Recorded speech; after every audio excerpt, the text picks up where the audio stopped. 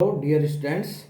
आज जो हमारे वीडियो लेक्चर्स का जो टॉपिक है वो है सिग्निफिकेंस ऑफ सीड्स। इससे पहले के जो वीडियो थे उनमें हमने सीड की मार्फोलॉजी, सीड का डेवलपमेंट, सीड के एनाटॉमी, सीड के अंदर डोरमेंसी और डोरमेंसी को रिमूव करने के जो विभिन्न मेथड हैं उनका अध्ययन किया। अब ये जो हमारा टॉपिक वीडियो है ये है सिग्निफिकेंस ऑफ सीड, यानी बीजों का क्या महत्व है। वनस्पति शास्त्रियों के अनुसार संभवतः पौधे के अन्य भागों की तुलना में बीज सर्वाधिक महत्वपूर्ण एवं मूल्यवान संरचना है। यानी जो पौधे का जो अन्य भाग है, जैसे जड़ है, तना है, पत्ती है, फूल है, फल है, बीज है, इन सब में से जो सबसे महत्वपूर्ण बायोलॉजिकली और आर्थिक दृष्टि से जो सबसे मूल्यवान है वो है बीज। क्यों है? क्योंकि बीजों का निर्माण पौधे अपनी वंश वृद्धि तथा अपने प्रसार यानी नई हैबिटेट में अपने प्रसार के लिए करते हैं, तथा बीजों का उपयोग मानव जाति के आर्थिक महत्व के लिए सबसे अधिक किया जाता है। इसलिए बीज पादप के अन्य भागों से सर्वाधिक महत्वपूर्ण और मूल्यवान माने गए हैं। अब बीजों के जो सर्वाधिक महत्व की बात है वो क्या क्या हो सकती है, जिसमें नंबर 1 है सोशियोलॉजिकल एंड इकोनॉमिक इम्पोर्टेंस, यानी कि सामाजिक दृष्टि से और आर्थिक दृष्टि से बीजों का क्या महत्व है। तो इसके अंदर हम बात करें कि मनुष्य यानी मानव जीवन के लिए जो दैनिक जीवन में जो विभिन्न प्रकार के शाकाहारी भोज्य पदार्थ हैं, यानी शाकाहारी जो विभिन्न प्रकार के भोज्य पदार्थ हैं वो ज़्यादातर पौधों के बीजों से ही प्राप्त होते हैं। जैसे अन्न, गेहूं, चावल, मक्का, ज्वार, बाजरा, राय, ये सब क्या है? ये सब बीज हैं। ये मानव के भोजन का प्रमुख अंग है और ये पादप के बीज हैं। इनके अंदर, इन सीड्स के अंदर क्या होता है? भ्रूणपोष होता है, एंडोस्पर्म होता है, और एंडोस्पर्म के अंदर कार्बोहाइड्रेट, खनिज, विटामिन्स और अल्प मात्रा में वसा पाई जाती है। ये जो बीज हैं, इन बीजों के अंदर अनाज के दानों का एक लाभ और है कि इन बीजों का जो शुष्क यानी बीज है वो ड्राई होते हैं, इनमें नमी की मात्रा कम होती है और इनका आकार बहुत छोटा रहता है, इसलिए इनको लंबे समय तक खराब हुए बिना इनको स्टोर किया जा सकता है। तो एक तो आर्थिक दृष्टि से खाने के काम आते, दूसरा क्या है कि स्टोर आर्थिक दृष्टि से और भी पादप के बाद जड़ के रूप में, जैसे सब्जियां हैं, तने के रूप में हैं, बहुत सारे हैं, लेकिन उनको स्टोर करना उतना आसान नहीं है जितना इन, बल्कि ये ज़्यादा खाद्य पदार्थ हैं, वो ज़्यादा से ज़्यादा खाद्य पदार्थ हैं वो बीजों से ही प्राप्त होते हैं। मनुष्य के कई उपयोगी यानी खाद्य पदार्थों के अलावा जो अन्य उपयोगी है, जैसे रोटी, उसके बाद कपड़ा, फाइबर है, वो फाइबर पादप के अन्य भागों से तो प्राप्त होता है, लेकिन जो मुख्य जो कपड़ा बनाने वाला जो फाइबर है, नेचुरल फाइबर है, वो कपास का रेशा है और वो कपास का रेशा भी बीज से ही प्राप्त होता है। इसके अलावा तेल, पेय पदार्थ, दालें और अन्य उपयोगी बीज पदार्थ भी बीजों से ही प्राप्त होते हैं। तेलों की अगर हम बात करें तो जैसे मूंगफली का तेल, नारियल का तेल, तिल का तेल, सरसों का तेल, सोयाबीन आदि भी क्या है? बीजों से ही प्राप्त होते हैं। इस प्रकार जो रेशे होते हैं यानी फाइबर होते हैं, वो फाइबर भी बीजों से ही प्राप्त, जैसे कपास, गोसिपियम की जातियों, विभिन्न जातियों से का जो बीज है उस बीज की एपिडर्मिस की आउट ग्रोथ रेशे के रूप में प्राप्त होती है। तो इस तरह से जो पादप के अन्य भाग भी काम के हैं, महत्वपूर्ण हैं, लेकिन आर्थिक दृष्टि से देखा जाए तो सबसे अधिक महत्वपूर्ण भाग है वो है भोजन, और भोज्य पदार्थ में अधिकांश भाग जड़ भी भोज्य पदार्थ के रूप में काम आती है, तना भी आती है, पत्तियां भी आती हैं, फ्लावर फ्रूट भी आती हैं, लेकिन सबसे अधिक मात्रा में जो खाद्य पदार्थ के रूप में या भोज्य पदार्थों के रूप में पादप का भाग यूज किया जाता है वो है बीज। तो बीज से खाद्य पदार्थ, दालें और आपकी जैसे कॉफ़ी है, आपके ऑयल है, रेशे हैं, और अन्य जो भी खाद्य पदार्थ के रूप में जो मसाले हैं और जो बेवरेजेज हैं वो सब इसी से प्राप्त होते हैं। इसके अलावा ये तो मानव कल्याण के लिए उपयोगी भाग हो गया बीज का। दूसरा इसका पार्ट है यानी इम्पोर्ट है सिग्निफिकेंस की अगर हम बात करें तो बीज का जो दूसरा पार्ट है जिसमें बीज की बायोलॉजिकल इंपॉर्टेंस है वो अलग अलग रूप में है। तो सबसे पहला हम लेते हैं method for protection in unfavourable condition. जब हमने डोरमेंसी की बात की थी तो डोरमेंसी पढ़ाया था, उस टाइम बताया था कि पादपों के अंदर जो बीजावरण है वो पादप के बीज के अंदर बैठे हुए शिशु पादप यानी बीज के अंदर जो एम्ब्रियो है जो शिशु पादप के रूप में पाया जाता है उसको प्रोटेक्ट करता है एंडो बीजावरण, सीड कोट।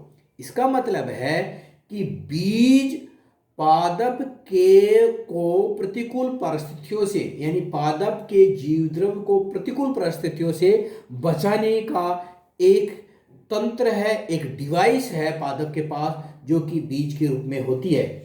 इस बीज के चारों ओर हम जानते हैं कि बीजावरण होता है जो कठोर और पानी के साथ साथ परजीवी का मतलब फंजाई, वायरस, बैक्टीरिया से भी भ्रूण की रक्षा करता है, यानी वो नष्ट होने से भी बताता है। वो high temperature, low temperature, pressure, अन्य जो भी परभक्षी हैं, परजीवी हैं, सूक्ष्म जीवी हैं, उन सब से सुरक्षा कौन करता है?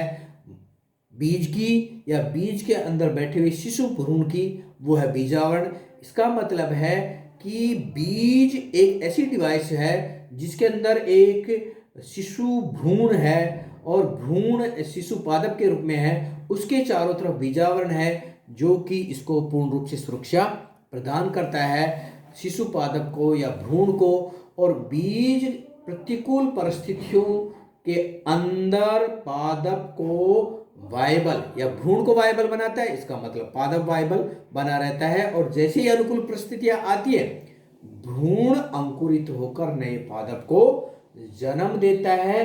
इस प्रकार यह कठोर बीजावरण जो कि डोरमेंसी प्रदान करता है, जो कि पादप के बीज के भ्रूण की सुरक्षा प्रदान करता है, ये पादप को प्रतिकूल परिस्थितियों से बचाने का एक माध्यम है या प्रतिकूल परिस्थितियों से बचाता है।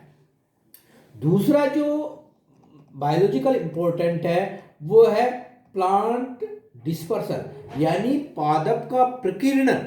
पादप के प्रकीर्णन से संबंधित है कि जहां पादप है उस पादप के का अन्य जगह यानी उसकी अगली पीढ़ी कितनी एरिया में डिस्पर्स होती है, फैलती है, उसको कहा जाता है पादप का प्रकीर्णन। और इस प्रकीर्णन में सबसे अधिक योगदान है वो है बीजों का, क्योंकि बीजों के अंदर रोम, पंख, कंठ, हुक आदि पाए जाते हैं जिसके द्वारा ये हवा के द्वारा या एनिमल्स के द्वारा एक स्थान से दूसरे स्थान पर चले जाते हैं। हवा में ये रोम, पंख की सहायता से उड़ते हुए चले जाते हैं। कंठ, हुक के माध्यम से ये एनिमल्स के चिपक कर चले जाते हैं और इनके अंदर विशेष प्रकार का चिपचिपा पदार्थ होता है जो विभिन्न प्रकार के जीवों की स्किन पर चिपक कर एक स्थान से दूसरे स्थान पर चले जाते हैं। इसके अलावा बीज खाने में स्वादिष्ट होते हैं, एनिमल्स इनको बहुत चाव से खाते हैं और एनिमल्स के वेस्ट जो पदार्थ है या जो गोबर के रूप में जो पदार्थ आता है बाहर, उसमें कुछ बीज अनडाइजेस्टिव बाहर निकलते हैं और एनिमल्स इनको एक स्थान से दूसरे स्थान तक पहुंचा देते हैं। इसका मतलब है कि बीज वो डिवाइस है जो पादप को एक स्थान से दूसरे स्थान पर पहुंचाती है। इससे पादप को क्या फायदा है कि पादप अपने आप को नए क्षेत्र में प्रसारित करता है, नए पर्यावरण में फैलाता है, और नए पर्यावरण में फैलाने से पादप की संख्या में वृद्धि होती है। क्यों होती है? क्योंकि नए पर्यावरण में जाने से पादप का जो इंट्रा स्पेसिफिक कंपटीशन है, यानी एक ही जाति के बीजों, नए पादपों के बीच में जो पोषण के प्रति कंपटीशन होगा वो कम हो जाएगा, और पादप अलग अलग जगह पर फैल जाएगा, यानी उसकी जाति का प्रसार नए हैबिटेट या नए आवास में हो जाएगा। तो इस नए आवास में प्रसार और उसकी संख्या में वृद्धि करने के लिए बीज एक प्रमुख डिवाइस है। संख्या में वृद्धि इसलिए होगी क्योंकि हम ये जानते हैं कि एक पादप सैकड़ों और कई बार हजारों की संख्या में बीज उत्पन्न करता है, और ये बीज उसके आसपास के एरिए या उस एनिमल्स हवा के माध्यम से दूर तक छिटक जाते हैं, और एक ही पादप से हजारों सैकड़ों की संख्या में नए पादपों का निर्माण होता है, नए पादप उगते हैं। तो पादप के जाति का प्रसार और पादप जाति की संख्या में वृद्धि का एक जो इम्पोर्टेंट डिवाइस है वो है बीज। बीज का जो तीसरा पार्ट है, इम्पोर्टेंट जो भाग है, वो है जेनेटिक रिकॉम्बिनेशन। यानी जो बायोलॉजिकल इंपॉर्टेंस की हम बात कर रहे हैं, उस बायोलॉजिकल इंपॉर्टेंस के अंदर जो तीसरा भाग है वो है बीज यूनिट ऑफ जेनेटिक, यानी बीज है वो जेनेटिक रिकॉम्बिनेशन की यूनिट है। क्योंकि हम ये जानते हैं कि बीज निषेचन की क्रिया के परिणाम स्वरूप बनता है। क्यों? क्योंकि डबल फर्टिलाइजेशन और ट्रिपल फ्यूजन का परिणाम होता है। दो नरयुग्मक एग सेल और पोलर न्यूक्लियस से फ्यूज्ड होकर भ्रूण तथा एंडोस्पर्म का निर्माण करते हैं, और वो कालांतर में बीज बनाता है। तो नरयुग्मक और मादा युग्मक के निर्माण के समय मेल गैमेटोफाइट और फीमेल गैमेटोफाइट में मियोसिस होता है, और मियोसिस के दौरान क्रॉसिंग ओवर होता है। क्रॉसिंग ओवर में क्या होता है? जीन विनिमय होता है, और जीन विनिमय के परिणाम स्वरूप नए जीन कॉम्बिनेशन बनते हैं। इसके अलावा जब पॉलिनेशन होता है तो एक पादप से दूसरे पादप पर पोलन ग्रेस पहुंचते हैं। क्रॉस पॉलिनेशन के परिणाम स्वरूप क्रॉस फर्टिलाइजेशन होता है, और नए जेनेटिक कॉम्बिनेशन के साथ नए बीजों का जो निर्माण होता है। उन नए बीजों के अंदर नए जीन कॉम्बिनेशन होते हैं, और क्रॉस पॉलिनेशन के परिणाम स्वरूप दो सुपीरियर के बीच में अगर क्रॉस पॉलिनेशन नेचर के अंदर हो जाए तो हाइपर सुपीरियर वैरायटी बन जाती है। ऐसे बीजों से जो पौधे प्राप्त होते हैं वो अधिक स्वस्थ, मजबूत तथा उच्च गुणवत्ता वाले होते हैं। इसलिए पादप के जो बीज है, उस बीज के निर्माण में जो घटनाएं घटती हैं, जैसे क्रॉसिंग ओवर वाली घटना, जैसे क्रॉस पॉलिनेशन वाली घटना, जैसे निषेचन की क्रिया वाली घटनाएं, ये जो तीनों घटनाएं घटती हैं, इन घटनाओं के परिणाम स्वरूप नए जीन कॉम्बिनेशन और हाइब्रिड विगर के परिणाम स्वरूप नई सुपीरियर वैरायटी बनती है, और जो बीज प्राप्त होते हैं वो बीज अधिक स्वस्थ और सुपीरियर लक्षणों वाले होते हैं। चौथा जो बायोलॉजिकल इंपॉर्टेंस का जो भाग है वो है as a source of replacement device, यानी बीज पुनः आपूर्ति संसाधन उपस्कार के रूप में भी यूज किया जाता है। कि इसके अंदर क्या है कि उच्च वर्ग के पादपों में उपस्थित बीज वह महत्वपूर्ण भाग है जो कि पौधों के महत्वपूर्ण लक्षणों को एक पीढ़ी से दूसरी पीढ़ी में संचारित करता है। पौधों को बिना किसी प्रकार की क्षति पहुंचाए हुए बीजों के माध्यम से इसके जीन सुरक्षित रखा जा सकता है। यानी कि बीज है, वो बीज के अंदर जो हम कह रहे हैं कि भ्रूण सुरक्षित रहता है, इसका मतलब है कि उसके अंदर जो उसका जीन है, पैरेंटल पादप का जो जीन है, वो जीन सुरक्षित रहता है किसके अंदर?